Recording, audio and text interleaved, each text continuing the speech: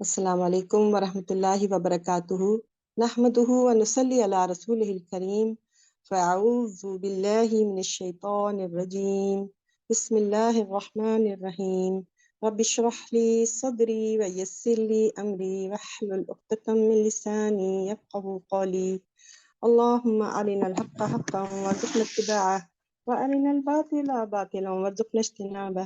اے اللہ ہم سب کو حق کا حق، سچ کا سچ ہونا دکھا دیجیے اور ہم سب کو اس پر چلنے کی توفیق عطا فرما دیجیے۔ اللہ تعالیٰ ہمیں باطل کا باطل ہونا یعنی جھوٹ اور غلط کا غلط ہونا ہمیں بتا دیں، رہنمائی فرما دیں، اور اس سے بچنے کی ہم سب کو توفیق عطا فرما دیجیے۔ اللہم الہمنا رشدنا وعیذنا من شرور انفسنا۔ اے اللہ ہم سب کے دلوں میں رشد و ہدایت کا الہام فرما دیں اے ہمارے رب، اور ہمیں ہمارے نفسوں کے شر سے بچا لیں، آمین یا رب العالمین۔ اللهم صل وسلم على وعلى نبينا محمد وبارك وسلم عليه رب اغفر وارحم وأنت خير الراحمين يا ذا الجلال والإكرام يا ذا الجلال والإكرام يا ذا الجلال والإكرام يا حي يا قيوم برحمتك نستغيث اللهم إني عبدك وابن عبدك وابن أمتك ناصيتي بيدك ماض في حكمك عدل في قضاؤك أسألك بكل اسم هو لك سميت به نفسك وأنزلته في كتابك وعلمته هذا من خلقك أو استأثرت به في علم الغيب عندك أن تجعل القرآن ربيع قلبي ونور صدري وجلاء حزني وذهاب همي وغمي، آمین۔ سب تعریفیں اللہ رب العالمین کے لیے، تمام شکر سب تعریفیں اللہ رب العالمین کے لیے ہیں۔ لاکھوں درود و سلام ہمارے پیارے نبی صلی اللہ علیہ وسلم پر، جن کے ذریعے سے ہمیں ہدایت کی روشنی ملی۔ تو اپنے رب سے دعائیں مانگتے ہوئے ہم اس مقدس اور بابرکت کلام کو کھولتے ہیں۔ شعوری طور پر کانشیسلی ہم اپنی نیتوں کو خالص کرتے ہوئے اپنے رب کے لیے، صرف اپنے رب کی رضا اور خوشنودی کے لیے، اور اس نیت سے کہ اللہ اس قرآن کریم کے ذریعے سے ہماری زندگیوں کو نور ہدایت اور نور ایمان سے منور فرما دے، روشن فرما دے، آمین۔ اور ہم جب اور یہ بات جب ہم اپنے آپ کو اللہ کی رضا، اپنی نیتوں کو جب ہم خالص کر لیتے ہیں، تو اس کے ہم یہ سوچیں کہ ہمیں اللہ کا ہم نے کلام سنا اور اس کے پیچھے اب ہمیں چلنا ہے۔ کوئی بات ہمیں سمجھ میں نہ آئے، اللہ تعالیٰ کا کلام سننا ہے، کوئی بات سمجھ میں نہ آئے تو ہم اپنی عقل کا قصور سمجھیں اور اپنے رب سے دعا کریں کہ یا اللہ میں نے آپ کا کلام سنا۔ ویسے اللہ سبحانہ و تعالیٰ خود ہی فرماتے ہیں قرآن میں متعدد جگہوں پہ ہے کہ قرآن کو اللہ تعالیٰ نے نصیحت کے لیے آسان بنایا ہے اور سمجھنے کے لیے، عمل کرنے کے لیے آسان بنایا ہے، لیکن کہیں کہیں پہ ہم جب اٹک جاتے ہیں یا کہیں ہمیں بات سمجھ میں نہیں آتی ہے تو اس میں ہماری اپنی، ہم یہ سمجھیں کہ یہ ہماری عقل کا قصور ہے، ہمیں بات سمجھ میں نہیں آئی، تو تب بھی ہمیں اپنے رب سے دعا کرنا ہے۔ پھر یہی رب زدنی علما اور رب اشرح لی صدری ویسر لی امری ہم دعا کریں گے۔ پورے اللہ سبحانہ و تعالیٰ کے پیارے رسول صلی اللہ علیہ وسلم نے اتنی ساری دعائیں سکھائی ہیں، قرآنی دعائیں ہیں، مسنون دعائیں ہیں، تو ہم یہی اپنے رب سے دعا کریں۔ ہم اپنی زبان میں، اللہ تعالیٰ نے ہمیں آزاد رکھا اس بارے میں، ہمیں پوری آزادی دی ہے کہ ہم جس زبان جو ہمیں آسان لگتا ہے، جو زبان ہماری ہم اس پہ دعا کریں۔ تو ہم اپنے رب سے دعا کریں کہ یا اللہ ہم نے آپ کا کلام سنا، پڑھا، فلاں بات سمجھ میں نہیں آ رہی ہے، اللہ تعالیٰ آپ ہمیں سمجھا دیجئے۔ اللہ کے کلام میں عیب نہیں ہو سکتا، اللہ کا کلام اللہ کی ذات کی طرح بے عیب ہے، تو ہماری ہی اندر کمی کوتاہی ہے جو ہم بات پوری طرح سمجھ نہیں سکتے، ہماری عقل ابھی اتنی، بعض دفعہ ہمارا ذہن حاضر نہیں ہوتا ہے، کبھی ہم ذہن بیٹھے بیٹھے غیر حاضر ہو جاتا ہے، ہم فوکس نہیں کر پاتے ہیں، تو بات ہمیں سمجھ میں نہیں آتی ہے۔ تو اور اس کے بعد دوسرا ایک پوائنٹ میں کہوں گی جو امپورٹنٹ ہے میرے اپنے لیے بھی اور سب کے لیے، کہ جب ہم قرآن پڑھنے لگیں کھولیں دعاؤں کے ساتھ، تو پھر اسلام کے بارے میں جو سنی سنائی روایتی باتیں ہیں جو ہمارے ذہنوں میں موجود ہیں، بہت ساری اچھی اچھی باتیں جو ہم نے اپنے گھروں سے سیکھی ہیں، اپنے والدین سے سیکھی ہیں، اپنی والدہ سے سیکھی ہیں، تو اس میں بہت ساری تہذیبی اور ادبی باتیں ہوتی ہیں، تو اس کو بھی یہ ہمیں پتہ ہونا چاہیے کہ وہ قرآن کی باتیں ہیں۔ تو اسی طرح سے کچھ اچھی باتیں ہوتی ہیں، ہر کمیونٹی میں، ہر فیملی میں بہت ساری باتیں بڑی اچھی ہوتی ہیں، لوگوں کے ساتھ اچھے سے سلوک کرنا، اخلاق سے پیش آنا، کسی ضرورت مند کی مدد کرنا، کسی بیمار کی عیادت کرنا، اس طرح کی بہت ساری چیزیں ہوتی ہیں، تو یہ خاندان میں بھی سکھایا جاتا ہے۔ ہم اچھا اس میں کچھ چیزیں مکس ہو جاتی ہیں وقت کے ساتھ ساتھ، کچھ رسومات، کچھ آداب، تو ہم لوگ یہ سمجھ لیتے ہیں کہ یہ دین ہے، وہ دین نہیں ہوتا ہے۔ تو ہمیں تو پھر سب سے پہلے ہمیں یہ بات بھی دیکھنا پڑے گا جب ہم، اور یہ کس طرح سے ہمیں پتہ چلے گا، جب ہم قرآن پڑھتے رہیں گے، قرآن ہر وقت ہمارے ہاتھوں میں ہوگا، ہم ڈیلی بیسس پہ ریگولرلی جب ہم پڑھتے رہیں گے، سمجھتے رہیں گے، تو پھر ہم سمجھ جائیں گے کہ کیا چیز روایتی ہے، اور اگر کوئی اچھی بات ہے تو اس پہ عمل کرنے میں کوئی حرج نہیں ہے، لیکن اس میں کیا ہوتا ہے، بہت ساری رسومات اور بدعات شامل ہو جاتی ہیں، ہم اس کو بھی دین کا حصہ سمجھنے لگتے ہیں، بعد میں پتہ چلتا ہے کہ اچھا یہ تو دین میں نہیں ہے۔ تو پھر اسلام کے بارے میں سنی سنائی روایتی باتیں جو ہمارے ذہنوں میں موجود ہیں، اس سے ہمیں اپنے ذہنوں کو خالی کرنا ہوگا، کلیئر کرنا پڑے گا۔ جن باتوں کی تصدیق قرآن کریم کر دے، اسے ہم اٹھا کر اپنی زندگیوں میں رکھ لیں گے، اپنے ذہنوں میں رکھ لیں گے، اپنی یادداشت میں رکھ لیں گے، اور جس چیز کو قرآن ریفیوز کر دے تو انشاءاللہ ہمیں بھی یہی نیت رکھنی ہے کہ ہم اپنے دماغ سے، اپنی یادداشت سے اس کو نکال دیں گے، اور پھر اس قرآن کو ہمیں اپنا لیڈر بنانا ہے، ہمیں اپنا امام بنانا ہے، اس کے تقاضوں کے تحت خود کو بدلنے کا ارادہ کرنا ہے، عزم کرنا ہے۔ یہ ہمارا امام ہوگا، یہ قرآن کریم ہمارا امام ہوگا، یہ جہاں ہمیں لے کر چلے گا ہم اس کے پیچھے پیچھے چلیں گے۔ اس پر عمل کرنے میں جو مشکلات آئیں گی تو اپنے رب سے ہم دعا مانگیں گے کہ اللہ ہماری مشکل آسان فرما دیجیے، ہم اتنے کمزور بنتے ہیں کہ معمولی سی آپ کے احکامات پہ عمل نہیں کر سکتے، اور اللہ سبحانہ تعالیٰ یقین جانیں، اللہ سبحانہ تعالیٰ بہت مہربان ہے، ہمارے جتنے بھی ہم سوچیں ہمارے رب بہت زیادہ مہربان ہے۔ تو ہم اپنے رب سے دعا مانگیں کہ اللہ تعالیٰ یہ مشکل آ رہی ہے، وہ بظاہر مشکل ہوتی ہے، وہ تھوڑا سا ٹائم کا ٹیسٹ ہوتا ہے، تھوڑا سا ٹائم کا امتحان ہوتا ہے، پھر دیکھیے جب ہم بس جو بھی مشکل ہے، دنیا کی مشکل ہے، آخرت کی مشکل ہے، قرآن کو سمجھنے میں مشکل آ رہی ہے، قرآن کو پڑھنے میں مشکل آ رہی ہے، قرآن پر عمل کرنے میں مشکل آ رہی ہے، بس ہمیں اپنے رب سے دعا مانگنا ہے۔ ہمارا رب تو ہر وقت کہتے ہیں، اللہ تعالیٰ تو ہر وقت ہماری دعاؤں کو سنتے ہیں، اس سمیت دعا ہے۔ تو بس ہم ان مشکلات کے مقابلے میں جو جب ہمیں اس طرح کی مشکلات پیش آئیں تو ہم یہ سوچیں کہ اگر ہم قرآن کریم کو چھوڑ دیں گے، اس کے فرائض کو چھوڑ دیں گے، جو حکم دیا جا رہا ہے کہ یہ کرو اور یہ نہ کرو، تو اگر ہم ایسا نہ کریں، جو اللہ تعالیٰ کے ذریعے، اللہ تعالیٰ جو قرآن کریم میں ہمیں احکامات دے رہے ہیں، تو آپ سوچیں کہ اس کو چھوڑنے کی شکل میں جو مشکلات پیش آئیں گی وہ دنیا کی مشکلات کے مقابلے میں کچھ بھی نہیں ہوں گی جو آخرت میں ہوں گی۔ اور یقین جانیں، اور میں اپنے آپ کو بھی یقین دلاتی ہوں کہ اللہ تعالیٰ بہت مہربان ہے، اور ہمارے لیے آتی رہتی ہیں مشکلات، چھوٹی بڑی کبھی، لیکن وہ اتنی جلدی سے جب ہم دعا مانگتے ہیں، اپنے آگے رب کے آگے گڑ گڑاتے ہیں، وہ سب آسان بھی فرما دیتے ہیں اللہ سبحانہ وتعالیٰ۔ تو اسی کے ساتھ میں اپنی بہن سے درخواست کروں گی کہ جو وہ قرآن کریم کی تلاوت کا آغاز کر دیں۔ آج ہم سورہ نور آیت 21 سے شروع کریں گے، اور 2 رکوع وہ تلاوت کریں گے پہلے، پھر انشاءاللہ ہم ترجمہ اور بریف ایکسپلینیشن بھی کرتے ہیں انشاءاللہ تعالی۔ السلام علیکم ورحمۃ اللہ وبرکاتہ۔ اعوذ باللہ من الشیطان الرجیم، بسم اللہ الرحمن الرحیم۔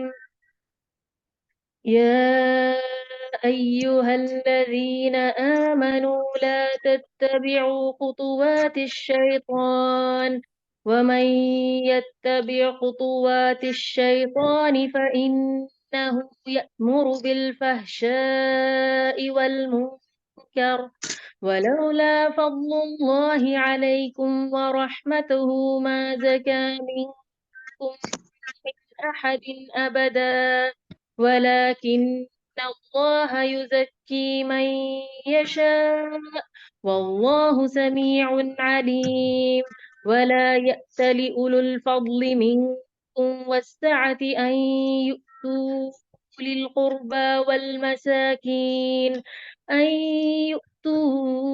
أولي القربى والمساكين والمهاجرين في سبيل الله، وليعفوا وليصفحوا، ألا تحبون أن يغفر الله لكم، والله غفور رحيم.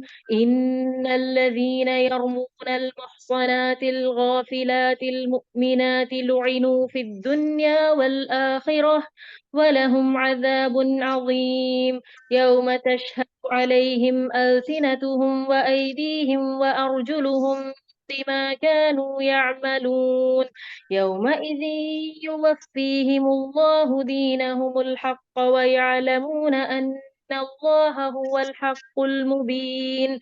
الخبيثات للخبيثين والخبيثون للخبيثات والطيبات للطيبين والطيبون للطيبات أولئك مبرؤون مما يقولون لهم مغفرة ورزق كريم. يا أيها الذين آمنوا لا تدخلوا بيوتا غير بيوتكم حتى تستأنسوا وتسلموا على أهلها ذلكم خير لكم لعلكم تذكرون. فإن لم تجدوا فيها أحدا فلا تدخلوها حتى يؤذن لكم، وإن قيل لكم ارجعوا فارجعوا هو أزكى لكم والله بما تعملون عليم. ليس عليكم جناح أن تدخلوا بيوتا غير مسكونة فيها متاع لكم والله يعلم ما تبدون وما تكتمون. قل للمؤمنين يغضوا من أبصارهم ويحفظوا فروجهم ذلك أزكى لهم إن الله خبير بما يصنعون. وقل للمؤمنات يغضضن من أبصارهن ويحفظن فروجهن ولا يبدين زينتهن إلا ما ظهر منها وليضربن بخمرهن على جيوبهن ولا يبدين زينتهن إلا لبعولتهن أو آباء بعولتهن أو أبنائهن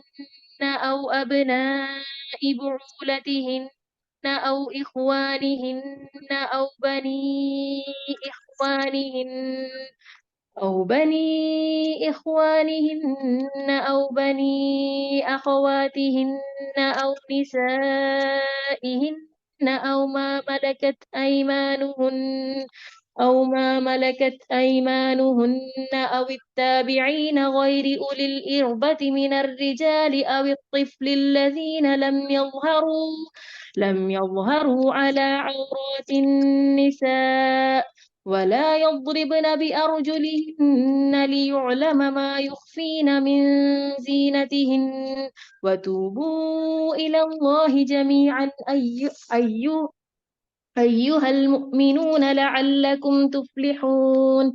وأنكحوا الأيام منكم والصالحين من عبادكم وإمائكم إن يكونوا فقراء يغنهم الله من فضله والله واسع عليم. وليستعفف الذين لا يجدون نكاحا حتى يغنيهم الله من فضله والذين يبتغون الكتاب مما ملكت أيمانكم فكاتبوهم إن علمتم فيهم خيرا وآتوهم مما لله الذي آتاكم ولا تكرهوا فتياتكم على البغاء إن أردنا تحصنا لتبتغوا عرض الحياة الدنيا ومن يكرههن فإن الله من بعد إكراههن غفور رحيم.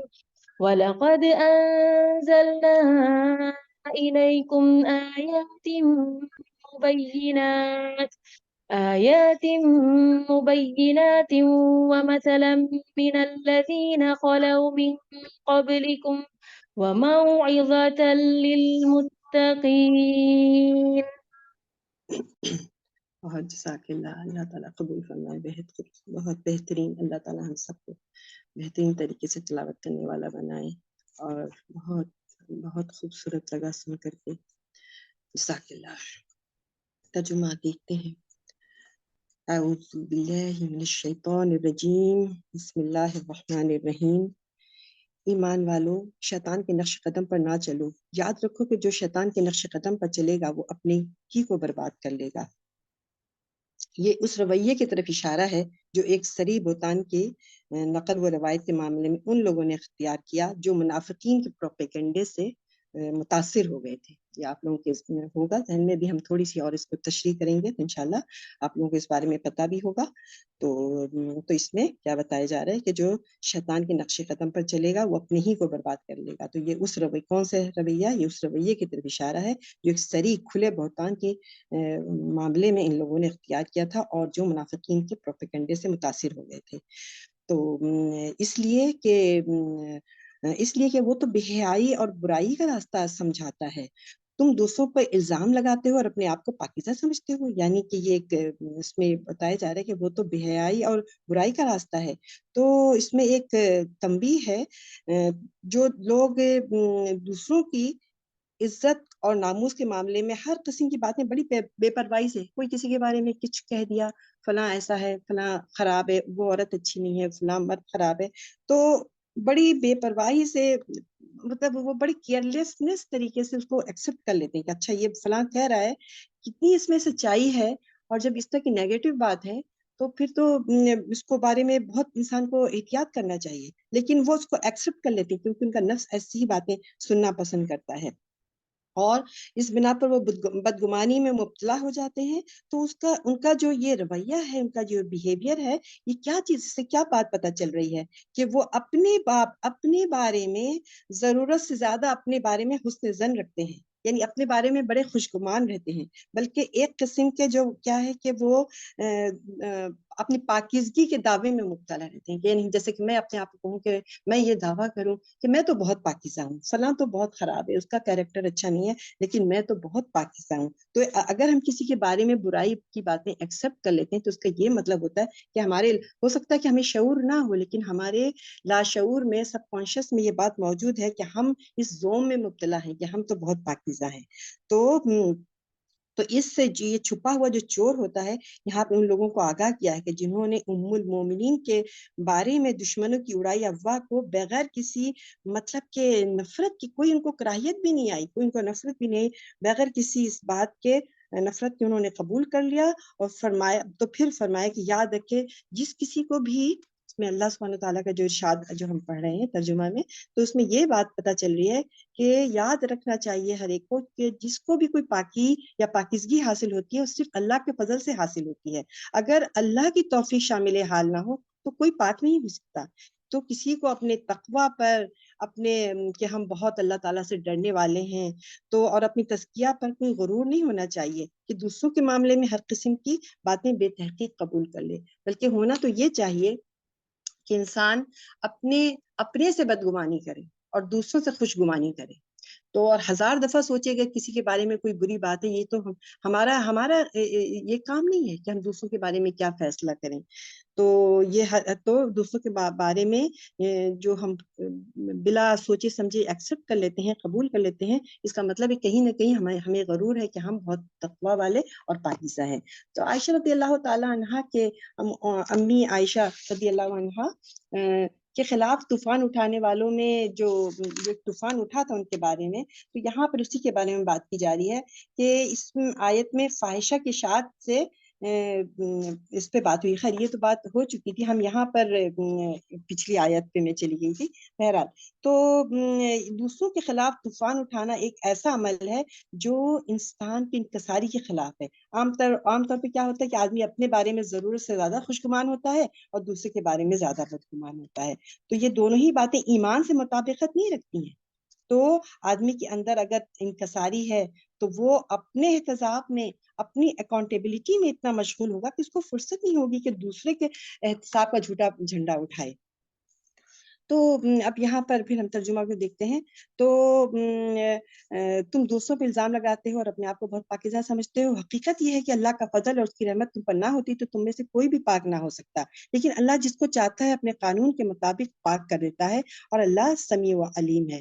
تم میں سے جو لوگ صاحب فضل ہیں، جن کو وسعت عطا ہوئی ہے، وہ اس معاملے میں کسی کو ملوث دیکھ کر، اس بات کو انوالو دیکھ کر، ملوث کا مطلب انوالو دیکھ کر اس بات کی قسم نہ کھا بیٹھیں کہ اب وہ قرابت مندوں کو یعنی رشتہ داروں کو، مسکینوں کو اور اللہ کی راہ میں ہجرت کرنے والوں پر خرچ نہ کریں گے، نہیں بلکہ ان کو چاہیے کہ بخش دیں اور درگزر سے کام لیں۔ کیا تم نہیں چاہتے کہ اللہ تم کو بخش دے؟ تو یہ جو عائشہ رضی اللہ عنہا کے جو خلاف جو پروپیگنڈا ہوا تھا، تو اس میں 3 صحابہ کا بھی نام آیا تھا۔ تو اس میں ایک تھے مصطح بن اساسہ، وہ ایک مفلس مہاجر تھے اور حضرت ابو بکر رضی اللہ عنہ کے دور کے رشتے دار تھے۔ حضرت ابو بکر ان کی مدد کے طور پر ان کو کچھ رقم دیا کرتے تھے۔ عائشہ رضی اللہ تعالیٰ عنہ ابو بکر رضی اللہ عنہ کی صاحبزادی تھی۔ تو جب یہ ان کو پتہ چلا تو ظاہر ہے ان کو بہت صدمہ ہوا، ان کو بہت شاکڈ ہوئے۔ پھر انہوں نے ظاہر وہ بھی بیٹی کا معاملہ، تو انہوں نے قسم کھا لی۔ کس نے قسم کھا لی؟ ابو بکر صدیق رضی اللہ عنہ نے، کہ وہ آئندہ مصطح کی کوئی مدد نہ کریں گے۔ تو اس پہ یہ آیت پھر اسی حوالے سے ہے۔ تو اسلام میں محتاجوں کی مدد ان کی محتاجی کی بنیاد پر ہوتی ہے۔ اسلام جو ہے نا کہ کوئی گناہ گار ہے تو لیکن اس کو بھوک تو لگتی ہے نا، اگر وہ بیمار ہے تو اس کو دوا علاج کی ضرورت ہوتی ہے نا، اگر اس کو کپڑے تو ضرورت چاہیے نا، جس کو گرمی میں کپڑے چاہیے، اس کو سردی کے میں اپنے آپ کو پروٹیکٹ کرنے کے لیے کپڑے چاہیے۔ تو اسلام میں محتاجی کی مدد ان کی محتاجی کی بنیاد پر ہوتی ہے، نہ کسی اور بنیاد پہ نہیں۔ تو قرآن کریم میں یہ حکم اترا کہ تم میں سے جو لوگ صاحب مال ہیں، جو مالدار ہیں، وہ ذاتی شکایت، مطلب یہاں پہ حالانکہ یہ ذاتی شکایت تھی، ان کا پرسنل معاملہ، لیکن اگر آپ اس طرح سے دیکھیں کہ ایک آدمی آپ پر احسان کر رہا ہے، یہ تو اس کا معاملہ، یہ تو اس کا ظرف ہے، لیکن ہونا تو ایسے ہی چاہیے۔ ایک انسان جب ہم پر احسان کر رہا ہے تو انسان کے اللہ تعالیٰ نے ایسا ہمارے اندر یہ ودیت کر دی ہے، یہ چیز بہت بڑی صفت یہ کہ ہم اس کے احسان مند ہو جاتے ہیں، پھر ہم اس کے لیے اچھا ہی سوچتے ہیں اور ہم اس کے شکر گزار بھی ہوتے ہیں، اس کے لیے دعا بھی کرتے ہیں کہ کوئی ہمارے کسی کام آ جاتا ہے، کوئی ہماری کسی طرح سے بھی بہت سارے لوگوں کو مالی امداد کی نہیں ضرورت ہوتی، کسی اور طریقے سے کام آ گیا، کسی اور طریقے سے ہیلپ کر دیا، کسی نے دعا دے دی، تو انسان ایک دل کے اندر سے اس کے لیے بڑا احسان مند ہو جاتا ہے، اس کے لیے پھر اچھا سوچتا ہے۔ تو عام طور سے ایسا ہونا چاہیے، لیکن کچھ لوگ ایسے ہوتے ہیں کہ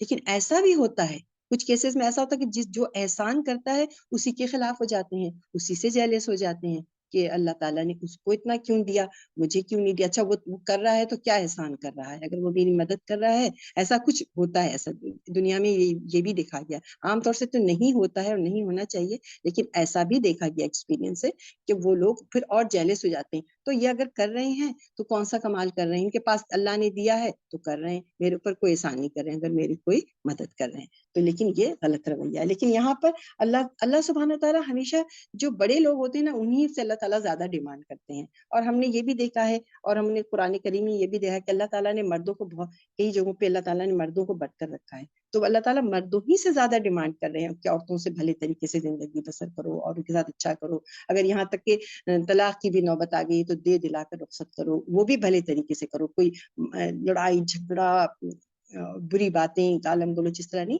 ایک شائستگی کے ساتھ چلو جاری تمہارے ساتھ ایک زندگی گزارا، تم اس کو دے دلا کے رخصت کرو، جو دیا ہے وہ بھی واپس نہیں لینا ہے۔ تو اسلام جو ہے بہت اعلیٰ اخلاق کی تعلیم دیتا ہے، ہم یہ دیکھتے ہیں، اور جو جتنے بڑے عہدے پر ہے تو جس کا عہدہ بڑا ہے، جس کا منصب بڑا ہے، تو اس سے اللہ تعالیٰ زیادہ ڈیمانڈ کرتے ہیں۔ تو یہاں پہ پھر وہی بات ہے کہ تو اس بنیاد پہ مدد نہیں بند کرنا ہے ذاتی شکایت کی بنا پر۔ کیا تم نہیں چاہتے کہ اللہ تم کو معاف کر دے؟ اگر تم اپنے لیے اللہ سے معافی کے امیدوار ہو تو تمہیں بھی دوسروں کے بارے میں معافی کا طریقہ اختیار کرنا چاہیے۔ یہ آیت سن کر حضرت ابو بکر نے کہا بلا واللہ انا نحب ان تغفر لنا یا ربنا، ہاں خدا کی قسم ہم چاہتے ہیں کہ اے ہمارے رب کہ تو ہم کو معاف کر دے۔ تو پھر دوبارہ مصطح کی امداد انہوں نے جاری کر دی۔ تو مومن کے نظر میں سب سے زیادہ اہمیت اللہ کے حکم کی ہوتی ہے، اللہ کا حکم آ جائے وہ فوراً جھک جاتا ہے اللہ کے حکم کے آگے، چاہے اس کی خواہش کے خلاف کیوں نہ ہو۔ اس کے بعد تو یہ اس میں اس کی طرف اشارہ تھا کہ اس والی آیت میں تم میں سے جو لوگ صاحب فضل ہیں تو ان کو چاہیے کہ بخش دیں اور درگزر سے کام لے۔ کیا تم نہیں چاہتے کہ اللہ تم کو بخش دے؟ حقیقت یہ ہے کہ اللہ بخشنے والا ہے اور وہ بہت بخشنے والا اور رحمان اور رحیم ہے۔ تو جو لوگ پاک دامن بھولی بھالی مومن عورتوں پر تہمتیں لگاتے ہیں، ان پر دنیا اور آخرت دونوں میں لعنت کی گئی ہے، ان کے لیے بڑا عذاب ہے۔ اس دن جب ان کی زبانیں ان کے ہاتھ پر ان کے مقابلے میں ان کے اعمال کی گواہی دیں گے، وہ جس بدلے کے مستحق ہیں، اس دن اللہ انہیں پورا دے گا، وہ جان لیں گے کہ اللہ ہی حق ہے اور وہ تمام حقائق کو کھول دینے والا ہے۔ تو یہاں پر کیا کہ انسان اپنی زبان سے دوسروں کے خلاف برے الفاظ نکالتا ہے، مگر وہ نہیں جانتا کہ اس کی زبان سے نکلے ہوئے الفاظ دوسروں تک پہنچنے سے پہلے اللہ تک پہنچ رہے ہیں۔ دوسروں تک تو بعد میں پہنچے گا، سب سے پہلے تو اللہ تک پہنچ رہے ہیں۔ اور آدمی اپنے ہاتھ اور پاؤں کو دوسروں پر ظلم کرنے کے لیے استعمال کرتا ہے، مگر اس بات سے بے خبر ہوتا ہے کہ قیامت جب آئے گی تو اس کے ہاتھ پاؤں اس کے ہاتھ پاؤں نہ رہیں گے، بلکہ وہ اللہ کے گواہ بن جائیں گے۔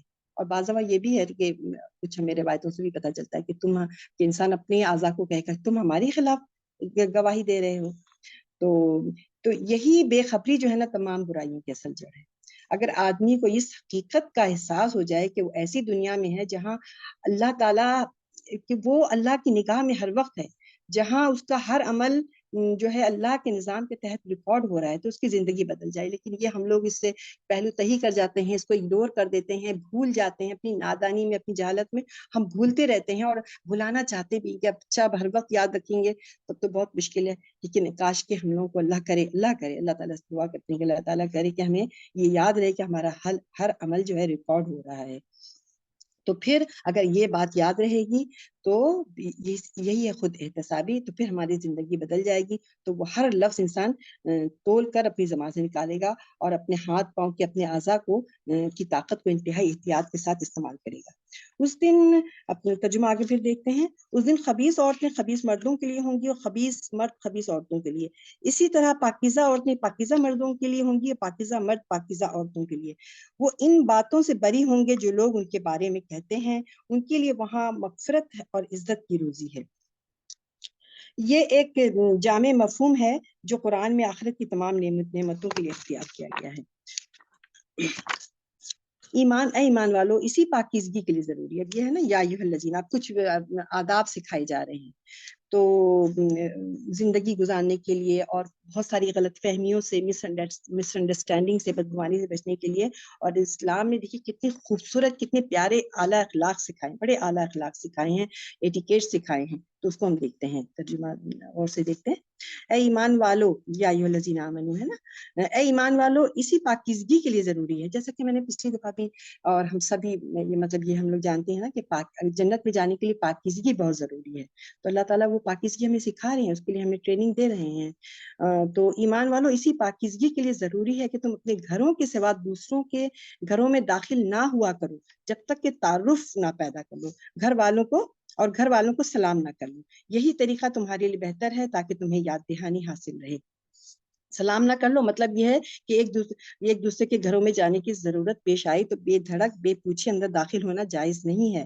اس طرح کے موقعوں پر ضروری ہے کہ آدمی پہلے گھر والوں کو اپنا تعارف کرائے، انٹروڈیوس کرائے، جس کا شائستہ اور مہذب طریقہ کیا ہے کہ دروازے پر کھڑے ہو کر سلام کیا جائے۔ اس سے گھر والے معلوم کر لیں گے کہ آنے والا کون ہے، کیا چاہتا ہے، اس کے گھر میں داخل ہونا مناسب ہے یا نہیں، مطلب جو گھر میں جو بیل دے رہا ہے اس کا گھر میں آنا ابھی مناسب ہے کہ نہیں۔ اس کے بعد اگر وہ سلام کا جواب دیں اور اجازت ملے تو گھر میں داخل ہو، ورنہ واپس ہو جائے۔ نبی صلی اللہ علیہ وسلم نے اس حکم کی وضاحت میں فرمایا کہ اجازت کے لیے 3 مرتبہ پکارو، اگر تیسری مرتبہ پکارنے پر بھی جواب نہ ملے تو واپس ہو جاؤ۔ اس طرح آپ صلی اللہ علیہ وسلم کا ارشاد ہے کہ اجازت عین گھر کے دروازے پر کھڑے ہو کر اندر جھانکتے ہوئے نہیں مانگنی چاہیے، اس لیے کہ اجازت مانگنے کا حکم تو دیا ہی اس لیے گیا ہے کہ گھر والوں پر نگاہ نہ پڑے۔ تو یہاں پہ کیا ہے کہ یہی طریقہ تمہارے لیے بہتر ہے تاکہ تمہیں یاد دہانی حاصل رہے، یعنی اس بات کی یاد دہانی کہ تم دوسروں کے حرم میں قدم رکھ رہے ہو۔ اور اب تو دیکھیں اتنی زیادہ آسانی ہو گئی ہے، انٹرکام ہے، ہم کسی کے گھر جاتے ہیں تو وہ ہمیں کیمرے سے دیکھ لیتا ہے اور سب کچھ ہوتا ہے۔ پھر ہم لوگ جاتے، اب تو ایسا رواج بھی ہو گیا کہ کوئی کسی کے گھر جاتا ہے تو فون کر کے جاتا ہے اور انٹرکام سے دیکھ لیتے ہیں۔ اس کے باوجود بھی ہمارا دین جو ہے نا یہ ان مشینوں کا، ان ڈیوائس کا محتاج نہیں ہے۔ کبھی بھی ایسی صورتحال ہو سکتی ہے تو انسان کو اگر کسی کے جگہ، بعض دفعہ انسان پکنک منانے گیا ہوا ہے, وہاں پہ کچھ خواتین ہیں, کچھ اس طرح سے ہے, تو کچھ ایسی جگہوں پہ تو اچانک کوئی آ جائے, تو اگر ان جگہوں پہ تو انٹرکام نہیں ہوتا ہے, تو انسان اگر کوئی دوسرا کسی ضرورت کے تحت جا رہا ہے تو اس کو اپنا تعارف کرا لینا چاہیے. تو اب اگر یہاں پر ہے کہ یہی طریقہ تمہارے لیے بہتر ہے کہ تاکہ تمہیں یاد دہانی حاصل رہے, پھر اگر تم وہاں کسی کو نہ پاؤ تو ان میں داخل نہ ہو جب تک تمہیں اجازت نہ دی جائے, اور اگر تم سے کہا جائے کہ لوٹ جاؤ تو لوٹ جاؤ. تو مطلب یہ کہ اجازت دینے کے لیے گھر میں کوئی موجود نہیں ہے, یا موجود تو ہے لیکن اس کی طرف سے کہہ دیا جائے کہ اس وقت ملنا ممکن نہیں, تو دل میں کوئی تنگی محسوس کیے بغیر واپس چلے جاؤ. برا بھی نہیں ماننا چاہیے, ٹھیک ہے, اس کی مرضی ہے, وہ اس وقت مناسب ٹائم نہیں ہے, تو پھر لوٹ جاؤ اور دل میں کوئی تنگی بھی محسوس نہ کرو. تو یہی طریقہ تمہارے لیے پاکیزہ ہے. اور یاد رکھو کہ جو کچھ تم کرتے ہو اللہ اسے خوب جانتا ہے. یہ اللہ تعالیٰ کی صفت علم کے حوالے سے یہ تنبیہ 2 مرتبہ کی گئی ہے. تو یہ بار بار یاد دہانی اس وجہ سے کی جا رہی ہے کہ جن چیزوں سے یہاں روکا جا رہا ہے ان کے لیے نفس کے اندر چور دروازے بہت سے ہیں. جن چیزوں سے یہاں روکا جا رہا ہے ان کے لیے نفس کے اندر بہت سے چور دروازے ہیں. جب تک کہ ہمارے دل میں یہ بات راسخ نہیں ہو جائے کہ اللہ تعالیٰ علیم اور خبیر ہے, اللہ تعالیٰ اپنے علم کی وجہ سے ہر طرف دیکھ رہا ہے, اور پاسٹ پریزنٹ فیوچر سب اس کے سامنے ایک ساتھ ہے, اور ہر انسان کو اللہ تعالیٰ اپنے علم کے ذریعے سے دیکھ رہا ہے. تو اللہ تعالیٰ دیکھ رہا ہے. تو اس کا تو جب تک یہ خدائے علیم و خبیر کا یہ جب تک اس کے اندر یہ احساس نہ ہو, تو ان رخنوں کو صرف احکام اور ہدایات دے دینے سے, انسٹرکشنز دے دینے سے ان رخنوں کو بند کرنا ممکن نہیں ہے. تو شیطان کوئی نہ کوئی راستہ نکال ہی لیتا ہے اور آدمی ٹھوکر کھا جاتا ہے. البتہ اگر اس تصور کا دل پر ہر وقت غلبہ رہے کہ اللہ تعالیٰ سب کچھ دیکھ رہا ہے, تو یہ چیز جو ہے نا, شیطان کی جو مخفی چال ہوتی ہیں, خفیہ چھپی جو چالیں ہوتی ہیں, جو ہمیں پتہ بھی نہیں چلتا, ہم سمجھتے یہ ہمارا ہی ہم کر رہے ہیں, وہ شیطان کی وساوس ہوتے ہیں. تو پھر انسان اگر یہ چیز ہر وقت ہمارے ذہن میں حاضر رہتا ہے کہ اللہ تعالیٰ ہمیں دیکھ رہے ہیں ہر آن, تو پھر انسان یہ شیطان کی مخفی چالوں سے محفوظ رہ سکتا ہے. اس کے بعد آگے ہے کہ اس میں البتہ کچھ گناہ نہیں کہ ایسے گھروں میں داخل ہو جن میں تمہارے لیے کچھ منفعت ہے, فائدہ ہے, اور وہ رہنے کے گھر نہیں ہے. تو اس آیت میں اس کے لیے بیوتن غیر مسکونہ کے الفاظ استعمال ہوئے ہیں, یعنی ہوٹل, سرائے, مہمان خانے, دکانیں, دفتر وغیرہ, نشست گاہیں وغیرہ, مردوں کی نشست گاہیں. تو ان میں اگر کسی ضرورت کا تقاضا ہے تو آدمی وہاں پر اجازت, ایسی ان جگہوں پہ تو انسان بغیر اجازت کے بھی جا سکتا ہے. تو دیکھیے ایک باریک باتیں اللہ تعالیٰ نے کتنی بہترین طریقے سے ہمیں سمجھایا ہے, جو ہمیں بہت آسانی سے سمجھ میں آ جاتی ہے. تو اجازت لینے کی جو پابندی عائد کی گئی تھی, جو بھی ہم نے پچھلی آیت میں پڑھا, وہ ان جگہوں سے متعلق نہیں ہے. بیوتن غیر مسکونہ میں اس کے لیے ضرورت نہیں ہے. جو کچھ تم ظاہر کرتے ہو اور جو کچھ تم چھپاتے ہو, یہاں پہ کیا ہے, تو اللہ جانتا ہے جو کچھ تم ظاہر کرتے ہو اور جو کچھ تم چھپاتے ہو. اب آگے آیت 30 کو ہم دیکھتے ہیں ترجمہ. اے پیغمبر اپنے ماننے والوں کو قل للمؤمنین یغضوا من ابصارہم, یہ آیت آ رہی ہے 30 آیت 30. اے پیغمبر اپنے ماننے والوں کو ہدایت کرو کہ ان گھروں میں عورتیں ہوں تو اپنی نگاہیں بچا کر رکھیں. انسان کو ایک دوسرے کے گھروں میں آنا جانا رہتا ہے, اور ہم سوچیں کہ آج کے گھر کے برعکس اس زمانے میں جب رسول صلی اللہ علیہ وسلم جب یہ قرآن کریم نازل ہو رہا تھا, تو گھر اس طریقے سے نہیں تھے, چھوٹے چھوٹے حجرے ہوا کرتے تھے. اور وہ ہم لوگوں نے سورہ احزاب میں بھی پڑھیں گے کہ کس طرح سے کچھ منافقین جو تھے, جن کے دلوں میں روگ تھا, وہ دندناتے ہوئے امہات المومنین کے گھروں میں چلے جایا کرتے تھے, اور بہانے سے کہ ہمیں تو یہ چاہیے تھا, وہ چاہیے تھا. تو خیر, تو یہاں پر اے پیغمبر اپنے ماننے والوں کو ہدایت کرو کہ ان گھروں میں عورتیں ہوں تو اپنی نگاہیں بچا کر رکھیں, اپنی شرمگاہوں کی حفاظت کریں. یہ ان کے لیے زیادہ پاکیزہ طریقہ ہے. اس میں شبہ نہیں کہ جو کچھ وہ کرتے ہیں اللہ اس سے خوب واقف ہے. اور ماننے والی عورتوں کو ہدایت کرو, یعنی مومن عورتوں کو, یہاں پہ پہلے مردوں کو ہدایت کی گئی کہ اپنی نگاہوں کو بچا کے رکھیں اور اپنی شرمگاہوں کی حفاظت کریں. یعنی کہ نگاہوں پہ, انسان تو روڈ پہ چلتا ہے, کسی کے گھر جاتا ہے تو آنکھیں بند کر کے, ہر وقت آنکھیں نیچے کر کے تو نہیں بیٹھ سکتا ہے, انسان ادھر ادھر بھی دیکھتا ہے. تو لیکن ایسی نگاہ نہ ہو جس میں کسی کو گھورے جا رہا ہے اور اس طرح, تو اس کے لیے منع کیا گیا ہے. تو اپنی نگاہیں بچا کے رکھیں. یہ آیت مردوں کو پہلے دی گئی ہے, پھر آگے عورتوں کو بھی یہ بات بتائی جا رہی ہے. تو اس میں کیا ہدایت دی گئی ہے کہ نگاہوں میں حیا ہو، اور جو مرد اور عورت ایک دوسرے کے حسن و جمال سے آنکھیں سیکھنے اور خد و خال کا جائزہ لینے اور ایک دوسرے کو گھورنے سے پرہیز کریں، تو اس حکم کا، اس آرڈر کا منشا یقیناً پورا ہو جاتا ہے۔ تو اس سے مقصد یہ نہیں کہ انسان ہر وقت روڈ پہ بھی تو گاڑی کیسے چلائے گا، کار کیسے چلائے گا، وین کیسے چلائے گا، تو اس سے مقصد یہ نہیں کہ ہر وقت نیچے ہی دیکھتے رہنا ہے، بلکہ یہ نہیں کہ اپنی نگاہوں کو بالکل آزاد چھوڑ دینا ہے۔ اس طرح کا پہرا اگر نگاہوں پر نہ بٹھایا جائے تو نبی صلی اللہ علیہ وسلم کے الفاظ میں یہ آنکھوں کی زنا ہے۔ اس سے ابتدا ہو جائے، اگر اس سے ابتدا ہو جائے تو بعض دفعہ تو شرمگاہ سے پورا کر دیتی، یعنی پورا زنا ہو جاتا ہے یا پورا کرنے سے رہ جاتی ہے، تو یعنی اس کو چانس نہیں ملتا۔ تو یہی نگاہ ہے جس کے بارے میں رسول صلی اللہ علیہ وسلم نے لوگوں کو نصیحت فرمائی کہ اسے فوراً پھیر لینا چاہیے۔ تو اور پھر اپنی شرمگاہوں کی حفاظت کریں۔ تو اس کا کیا مطلب ہے اپنی شرمگاہوں کی؟ یعنی ان پر پہرا بٹھائیں، ان کو نہ دوسروں کے سامنے کھولیں، نہ ان کے اندر دوسروں کے لیے میلان پیدا ہونے دیں، ایسی چیزیں نہ کریں، ایسے کپڑے نہ پہنیں جس سے کوئی صنفی کشش محسوس ہو۔ عورتیں اور مرد ایک جگہ پہ موجود ہوں تو ان کو چھپانے کی اور ان جگہوں کو اور بھی زیادہ اہتمام کے ساتھ چھپائیں، اور لباس ایسا پہنیں کہ زینت تو چھپے اور وہ صنفی اعضاء بھی جو ہے نا وہ اچھی طرح چھپانے والا ہو۔ تو یہ ان کے لیے زیادہ پاکیزہ طریقہ ہے۔ دیکھیے بار بار پاکیزگی کی بات ہو رہی ہے، یہ ان کے لیے زیادہ پاکیزہ طریقہ ہے، اس میں شبہ نہیں کہ جو کچھ وہ کرتے ہیں اللہ اس سے خوب واقف ہے۔ اور مومن عورتوں کو ہدایت دے دو کہ ہدایت کرو کہ وہ بھی اپنی نگاہیں بچا کر رکھیں اور اپنی شرمگاہوں کی حفاظت کریں اور اپنی زینت کی چیزیں نہ کھولیں۔ اور یہ دو حکم مردوں کو دیا گیا، اور عورتوں کو دو حکم دینے کے بعد پھر ایک اور بات ہے کہ اپنی زینت کی چیزیں نہ کھولیں سوائے اس کے جو ان میں سے کھلی ہوتی ہیں۔ الا ما ظہر منہا جو ہے یہاں پہ جو عربی ٹیکسٹ جو ہے قرآن کا، تو الا ما ظہر منہا، تو سوائے ان کے جو ان میں سے کھلی رہتی ہیں، اور اس کے لیے اپنی اوڑھنیوں کے آنچل اپنے گریبانوں پہ ڈالے رہیں اور اپنی زینت کی چیزیں نہ کھولیں۔ یہ پورا سب خواتین کے لیے ہے۔ یعنی زیورات، بناؤ سنگھار، ملبوسات جو عورتیں خاص آرائش کے موقع پہ پہنتی ہیں، تو اس کے لیے اصل میں الا ما ظہر منہا کے الفاظ آئے ہیں۔ تو یعنی ان اعضاء کی زینتیں جنہیں انسان عادتاً اور جبلی طور پر چھپایا نہیں کرتے، وہ اصلاً ہی کھلی ہوتی ہیں، اور باقی جو انسان اگر آرائش کر رہا ہے، زیبائش کر رہا ہے، بہت بھڑکیلے ڈریس پہنا ہوا، تو ان سب زینت کو ڈھانپ لینا ہے۔ تو اس کے بعد سوائے اور اس کے لیے اپنی اونیوں کا آنچل اپنے گریبانوں پہ ڈالے رہیں۔ تو یہ مقصد اس میں دیکھیے کہ گریبانوں پہ ڈالنے کا جیوب ہننا کا ورڈ ہے۔ جیوب جیب کہاں پہ ہوتی ہے؟ سینے پر ہوتی ہے۔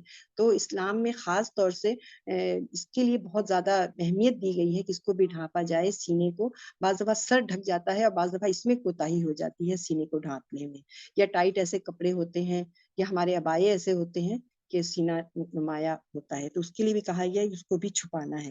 تو یہ مقصد اگر دوپٹے سے حاصل ہو جائے کسی بھی طرح سے، مدعا یہ ہے کہ عورتوں نے زینت کی ہو تو انہیں اپنا سینہ، گریبان جو ہے سب کو ڈھانپ کر رکھنا چاہیے کہ اس کی زینت کسی پہلو سے نمایاں نہ ہونے پائے۔ اب یہ ہے کہ اب یہاں پہ استثناء بیان کیا جا رہا ہے، جیسے کہ ابھی استثناء ایک ہوا تھا کہ سوائے جو خود بخود ظاہر ہو جائے، الا ما ظہر منہا۔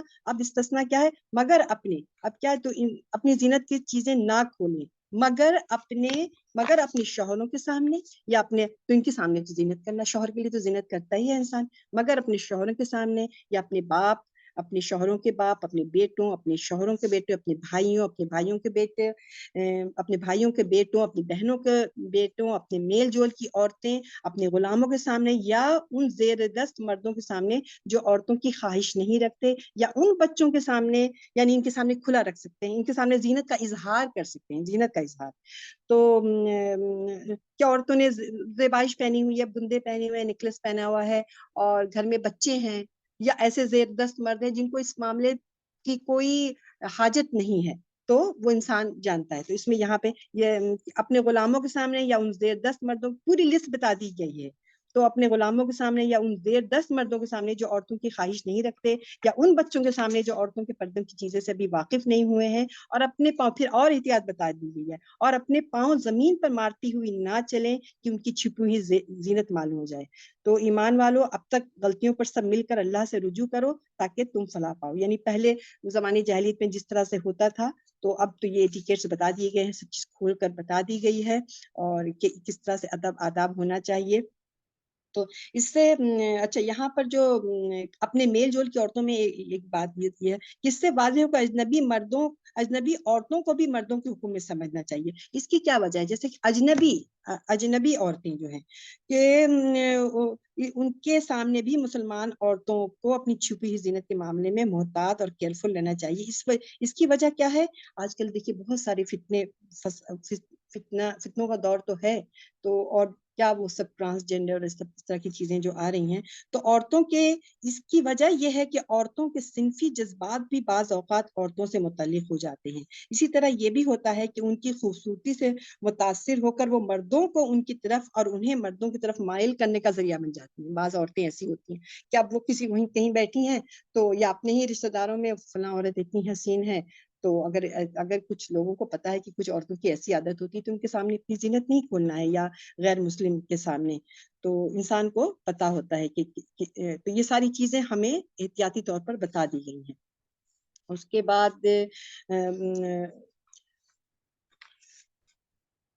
اسی طرح یہ بھی ضروری ہے کہ تم میں سے جو لوگ مجرد ہوں، یعنی کہ اسی طرح یہ بھی ضروری ہے کہ تم میں سے جو لوگ مجرد ہوں ان کے، یعنی سنگل ہوں، کہ مطلب کہ شادی شدہ نہ ہو، یا شادی شدہ ہو تو اب نہیں ہے، بیوہ ہو، یا مرد جس کی بیوی نہ ہو، تو جو لوگ مجرد ہوں ان کے نکاح کر دو، اور اپنے ان غلاموں اور لونڈیوں کے بھی جو اس کی صلاحیت رکھتے ہوں۔ اگر وہ تنگ دست ہوں گے تو اللہ ان کو اپنے فضل سے غنی کر دے گا۔ اللہ بڑی وسعت والا ہے اور ہر چیز کا علم رکھتا ہے۔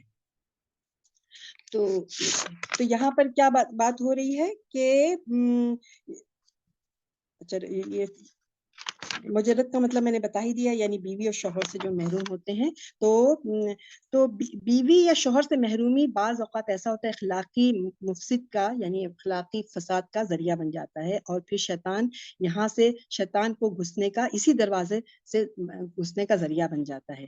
تو پھر اسی سے شریروں کی تہمتیں پھیلانے کا، بہتان لگانے کے مواقع بھی آ جاتے ہیں۔ تو اس لیے تزکیہ تطہیر کے لیے، یعنی تزکیہ کرنا ہے نا، پاکیزگی کے لیے ٹریننگ دی جا رہی ہے، تو اس لیے تزکیہ اور تطہیر کے لیے یہ بھی ضروری ہے کہ جو ان کو وہ بھی نکاح کر لیں۔ تو جو لوگ مجرد ہوں ان کے نکاح بھی کر دو، اور اپنے ان غلاموں اور لونڈیوں کے بھی جو اس کی صلاحیت رکھتے ہوں۔ اگر وہ تنگ دست ہوں گے تو اللہ ان کو فضل سے غنی کر دے گا۔ اللہ بڑی وسعت والا اور ہر چیز کا علم رکھتا ہے۔ اور جو نکاح کا موقع نہ پائیں انہیں چاہیے کہ اپنے آپ کو ضبط میں رکھیں، یہاں تک کہ اللہ ان کو اپنے فضل سے غنی کر دے۔ تو یعنی کہ نکاح کرنے کے لیے انکریج کیا گیا ہے، نکاح کو بہت آسان بنایا گیا ہے۔ اور پھر بھی کچھ لوگوں کو، اگر بعض دفعہ اتنا غریب ہوتا ہے انسان، تو کچھ لوگ جو ہیں اگر وہ کہیں نکاح کی بات چلاتے ہیں تو ایکسیپٹ نہیں ہوتا۔ تو ایسے میں رسول صلی اللہ علیہ وسلم نے ایک بہت اچھی بات بتائی کہ روزے رکھ لو، تمہارے نفس کنٹرول میں رہے گا۔ اور جب وہ اچھا، اس میں پھر آگے مکاتبت کی بھی بات آئے گی کہ جو لوگ اس کی وہ کرتے ہیں نا، تو جو لوگ اس کی صلاحیت رکھتے ہیں، غلاموں اور لونڈیوں کو بھی جو اس کی صلاحیت رکھتے ہوں، تو یعنی اس کی ذمہ داری سنبھال سکتے ہوں، تو اس کے نتیجے میں پیدا ہونے والے جو فرائض اور حقوق ہیں وہ کر سکتے ہیں، تو ان کے لیے بھی مطلب نکاح ان کے بھی کرا دیا کرو۔ تو یہ بشارت غریبوں کی حوصلہ افزائی کے لیے ہے۔ تو جو آدمی اپنے ایمان اور اخلاق کی حفاظت کے لیے نکاح کرتا ہے تو اس پر اللہ تعالیٰ کی نظر کرم ہوتی ہے، وہ اس کی مدد فرماتا ہے۔ آدمی جب تک بیوی سے محروم ہوتا ہے، اچھا بعض اوقات سوچتا ہے اچھا بیوی آئے گی تو اور خرچہ بڑھ جائے گا، لیکن کیا ہوتا ہے لیکن ایک دوسری بات کی طرف انسان کی نظر نہیں جاتی ہے۔ انسان کی چیزیں زیادہ تر ظاہری چیزوں پہ جاتی ہیں نا، دور رس نہیں ہوتا بعض دفعہ انسان۔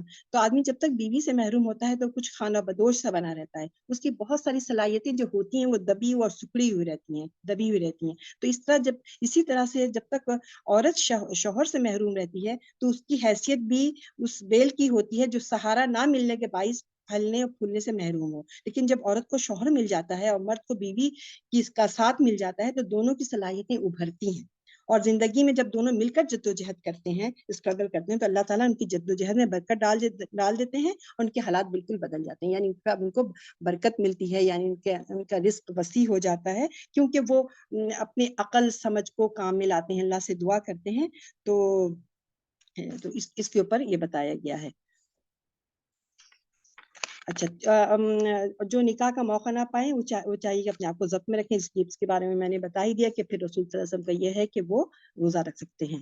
تو اچھا، یہ والی آیت بہت امپورٹنٹ ہے، اس کا ترجمہ یہاں تک کہ اللہ ان کو اپنے فضل سے غنی کر دے اور تمہارے مملوکوں میں سے جو مکاتبت چاہیں ان سے مکاتبت کر لو. یعنی اگر وہ یہ ایک اصطلاح ہے، مکاتبت ایک ٹرم ہے، یہ اس کے معنی یہ ہے کہ اگر کوئی غلام اپنے مالک سے یہ معاہدہ کر لے کہ فلاں مدت میں اس کو اتنی رقم ادا کر دے گا یا اتنے دن تک وہ اس کی خدمت انجام دے گا تو اس کے بعد وہ آزاد ہو جائے گا. تو یہ اسلام میں تو ہے نا کہ وہ دیکھیے سورہ نور میں بھی ہے، سورہ محمد میں بھی ہے کہ بعض دفعہ جو لوگ اعتراض کرتے ہیں کہ اسلام نے آ کے کیوں نہیں یک قلم اس کو ختم کر دیا غلامی کو، اور جو عورتیں تھیں لونڈیاں تھیں تو اسلام میں تو تھا نہیں. اسلام نے تو آپ اس بات سے اندازہ ہو کہ بہت سارے جو چیزوں کا کفارہ ہوتا ہے اس میں یہی ہوتا ہے کہ ایک غلام آزاد کرو، ایک غلام آزاد کرو، پھر تم یہ نہ پاؤ تو یہ کرو، ایک غلام آزاد کرو. اور حضرت ابوبکر صدیق اور کچھ اسی طرح سے جلیل القدر صحابہ جو ہیں، بہت سارے جو پسے ہوئے بہت ظلم ہوتا تھا ان پر، تو وہ خرید کر بڑے مہنگے داموں خرید کر ان کو آزاد کرتے تھے. تو یہاں پر اس چیز کی طرف توجہ دلائی گئی ہے کہ اور پھر اگر تم ان بہتری پاؤ تاکہ وہ بھی پاکیزگی میں آگے بڑھیں. یعنی اگر وہ معاہدہ کرنا چاہتا ہے اور نیکی اور خیر کے ساتھ اپنے پاؤں پر کھڑی، کس کی بات ہو رہی ہے؟ غلاموں کی بات ہو رہی ہے، غلام اور کنیزوں کی بات ہو رہی ہے، یعنی مرد عورت جو غلام ہیں. تو نیکی اور خیر کے ساتھ اپنے پاؤں پر کھڑا ہونے کی صلاحیت رکھتا ہے تو لازم ہے کہ اس کو مکاتب بنا لو، اس لیے کہ غلامی بجائے خود ذہنی آلودگی اور اخلاقی پستی کا باعث بن جاتی ہے. غلامی ایک بڑی خراب چیز ہے. تو اسلام نے تو یہ تو ہزاروں سال سے چلتا چلا آ رہا تھا. اور آپ لوگوں کو شاید میں نے بتایا ہو پہلے کبھی کہ یہ غلامی اسٹارٹ کہاں سے ہوئی. یہ جب پہلے زمانے میں جب کچھ لوگوں کا تو پیشہ تھا نا کہ وہ ایک دوسرے قبیلے پر حملہ کرتے تھے، اور یہی ان کا پیشہ ہی تھا کہ صبح ہونے سے پہلے ارلی مارننگ وہ، اور اس کے بعد لوٹ مار کرتے تھے اور عورتوں بچوں کو غلام بنا لیتے تھے. زید بن حارثہ تو اسی طرح سے وہ ایک تو اپنی والدہ کے ساتھ وہ شاید اپنے ننیحال گئے ہوئے تھے، اور ان کی کسی اور لوگوں نے آ کے حملہ کیا اور ان کو اس طرح سے بچوں کو اور عورتوں کو غلام بنا کے پھر بیچ دیتے تھے، کیونکہ یہی ان کا پیشہ تھا. سب لوگ ایسے نہیں تھے. تو پھر کیا ہوتا تھا، یہ ہزاروں سال سے چل رہا تھا. تو پھر اگر اس پہ جو قابو پا لیتے تھے نا، اور جو جیسے کسی نے حملہ کیا لیکن وہ خود ہی شکست کھا گئے اور ان لوگوں نے ان کو پکڑ لیا، تو پھر ان لوگوں کو غلام اور کنیز بنا لیا جاتا تھا، ان لوگوں کو جو آ کے حملہ کرتے تھے. تو اس طرح سے یہ چیز چل پڑی. تو ان کو سزا دینے کے لیے لونڈی اور غلام بنایا جاتا تھا. پھر یہ چیز چل پڑی، پھر جنگوں میں یہ ہونے لگا. لیکن جیسے ہی اسلام آیا تو اس میں تو آپ صلی اللہ علیہ وسلم سے اور تمام صحابہ کرام یہ لوگ کتنا غلاموں کو کنیزوں کو خرید کر آزاد کیا کرتے تھے. تو اور کیونکہ اسی وجہ سے کیونکہ ان کی نہ تعلیم و تربیت بھی نہیں ہوتی، بڑے گھٹے ہوئے ماحول میں رہتے ہیں، ان پر ظلم ہوتا ہے. تو اسی لیے ہم دیکھتے ہیں کہ ان پر سزا بھی آدھی ہے آزاد عورتوں کے مقابلے میں. تو پھر اس لیے تو یہاں پر یہ بات ہے کہ یہاں پہ یہ بات واضح رہے کہ قرآن کے زمانے نزول میں غلامی کو معیشت و معاشرت کے لیے بہت ضروری سمجھا جاتا تھا. کیسا ضروری سمجھا؟ جیسے آج لوگ سمجھتے ہیں سود کو. تو اسی طرح سے تو ہر جگہ غلاموں اور لونڈیوں کی خرید فروخت ہوتی تھی. کھاتے پیتے گھرانوں میں ہر سن و سال کے لیے ہر ایج کے ہوتے تھے لونڈی اور غلام موجود ہوتے تھے. ضروری نہیں تھا کہ سبھی بہت ینگ ہوں، اس میں کچھ بہت کوئی معذور بھی ہوتے تھے، کوئی معذور بھی ہوتے تھے، کوئی بڑی ایج کے بھی ہوتے تھے اور کوئی کم عمر بھی ہوتے تھے. ہر سن و سال کے لونڈیاں غلام موجود تھے. اس طرح کے حالات میں اگر یہ حکم دیا جاتا کہ تمام لونڈیاں اور غلام آزاد ہیں تو ان کی ایک بڑی تعداد کے لیے جینے کی اس کے سوا کوئی باقی نہ رہتی کہ مرد بھیک مانگے اور عورتیں جسم فروشی کے ذریعے سے اپنے پیٹ کا ایندھن فراہم کریں. تو یہ مصلحت تھی جس کی وجہ سے قرآن نے تدریج کا طریقہ اختیار کیا، یعنی اسٹیپ بائی اسٹیپ. اور سب سے زیادہ اور انکریج اسلام نے کیا کہ اچھا یہ اس چیز کا کفارہ ہے تو غلام آزاد کرو. اور ایسے بھی اگر جو اس چیز کو پائے تو وہ نفلی طور پر بھی ایک غلام کو کنیز کو آزاد کرتے رہے، اور صحابہ کرام سے ہمیں بہت جا بجا یہ چیزیں ملتی ہیں کہ وہ غلام اور کنیزوں کو آزاد کیا کرتے تھے، دیکھتے تھے کسی پہ ظلم ہو رہا ہے تو اس طرح سے کرتے تھے۔ تو یہاں پر یہ بات ہو رہی ہے کہ اگر ضرورت ہو تو مسلمانوں انہیں اس مال میں سے دو، یعنی مکاتبت کی جو بات چلی آ رہی ہے نا، اس لیے اگر ضرورت ہو تو مسلمانوں انہیں اس مال میں سے دو جو اللہ نے تمہیں عطا فرمایا، جو اللہ نے تمہیں عطا فرمایا ہے، اور محض اس لیے کہ دنیاوی زندگی کا کچھ فائدہ تمہیں حاصل ہو جائے، اپنی لونڈیوں کو پیشے پر مجبور نہ کرو جبکہ وہ پاک دامن رہنا چاہتی ہیں۔ تو اچھا، اور لونڈیوں ہی سے قہبہ گری، آپ تو سمجھتے ہیں نا، قہبہ گری کرائی جاتی تھی، ان کو پیشہ کرنے پر وہ بیچاری نہیں بھی چاہتی تھی، تو یہ ان کا بزنس تھا۔ عبداللہ بن ابی کے بارے میں یہی مشہور ہے کہ اس کے پاس طرح کی کنیزیں تھیں اور وہ قہبہ گری پہ مجبور کرتا تھا، تو پھر ان کے لیے کہا بھی کیا کہ اگر وہ خود نہیں چاہتی ہیں، ان کو مجبور، وہ مالک کے ہاتھوں مجبور ہو جاتی ہیں، تو پھر جب یہاں پہ دیکھیے ترجمے پہ غور کرتے ہیں، اپنی لونڈیوں کو پیشہ پر مجبور نہ کرو جبکہ وہ پاک دامن رہنا چاہتی ہوں، اور جو انہیں مجبور کرے گا تو اس کا گناہ اسی پر ہے، اس لیے کہ ان پر اس جبر کے بعد اللہ ان کے لیے غفور و رحیم ہے۔ تو لونڈی کے اندر یہ احساس کہ وہ پاک دامنی کی زندگی بسر کریں، اسلام کی تعلیمات ان اصلاحات کی وجہ سے، مطلب لونڈیوں کے اندر یہ احساس کہ وہ پاک دامنی کی زندگی بسر کریں، تو اسلام کی تعلیمات کی وجہ سے ان کے اوپر یہ، مطلب اصلاحات کی وجہ سے ان کے اندر یہ شعور پیدا ہوا۔ تو پھر یہاں پہ تنبیہ کے انداز میں یہ بھی فرمایا کہ اب اگر کوئی شخص ان لڑکیوں کو بدکاری پر مجبور کرے گا تو یاد رکھیے گا، ایک تو مجبور نہ کرے، اور اگر کرے گا تو یاد رکھے جبر کی صورت میں اللہ ان لونڈیوں کو، کنیزوں کو تو معاف کر دے گا، لیکن ان سے پیشہ کرانے والے اپنا انجام سوچ لیں، وہ اس کی گرفت سے نہیں بچ سکیں گے۔ یہ تو بہت ہی بڑا ظلم، کبیرہ گناہ میں آ جاتا ہے نا اسلام میں۔ تو جو بڑے بڑے گناہوں میں تو یہ ہے نا کہ قتل ہے، شرک ہے، قتل ہے، اور پھر فحشا جو ہے، تو یہ بڑے، اور جو پھر خود دوسروں کو اس پہ مجبور کرنا، وہ نہیں چاہ رہا ہے تو یہ تو ڈبل سے اس کا تو گناہ کی شدت بڑھتی چلی جاتی ہے، تو وہ پھر اپنا انجام سوچ لیں کہ اس کی گرفت سے بچ نہیں سکیں گے۔ اس وارننگ کی، اس تنبیہ کی ضرورت اس لیے پیش آئی کہ اس زمانے کے عرب میں لونڈیاں ہی زیادہ تر، مطلب ان جگہوں پر یہ کام کروائی جاتی تھی، یعنی ان سے یہ پیشہ کرایا جاتا تھا، اور ان کے مالک جو تھے وہ ان کے ذریعے سے کماتے تھے، اور پھر اسی وجہ سے وہ آسانی سے اس سے دستبردار ہونے کو تیار نہیں ہوتے تھے، تو اسی لیے یہ اندیشہ ہوا کہ وہ اپنے تمام ہتھ کنڈے ان کی پاک دامنی کی زندگی بسر کرنے کے روکنے کے لیے استعمال کریں گے۔